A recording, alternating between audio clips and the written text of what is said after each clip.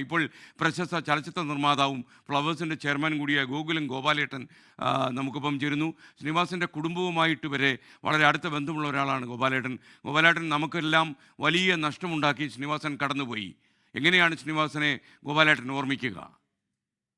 അതായത് ശ്രീനിവാസന്റെ അച്ഛനുമായിട്ടുള്ള ബന്ധമായിരുന്നു എനിക്ക് ആദ്യമായിട്ട്. അദ്ദേഹം ആണ് എന്നോട് ആദ്യമായിട്ട് ശ്രീനിവാസനെ പറ്റി പറയുന്നത്. എൻ്റെ മകൻ ഒരു നല്ല സിനിമ നടനാകും, ഒരു നല്ല എഴുത്തുകാരനാണ്.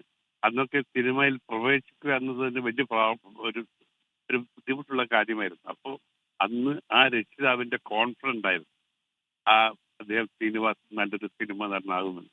അങ്ങനെ ശ്രീനിവാസൻ സിനിമയിൽ വന്ന് ഏറ്റവും നല്ലൊരു പ്രശസ്തനായി ജനങ്ങളുടെ ഹൃദയം മുഴുവൻ അദ്ദേഹം കൈയടക്കി. സ്നേഹത്തിന്റെ ഒരു പര്യായമായി അദ്ദേഹം മാറി.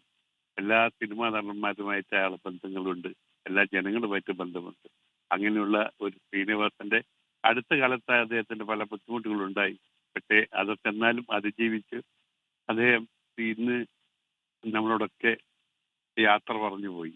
അതിൽ അത്യധികം വേദനിക്കുന്നു. ഇന്നലെയാണ് ഞാനും ഇരുന്ന് അച്ഛനെ പറ്റിയൊക്കെ സംസാരിച്ചത്.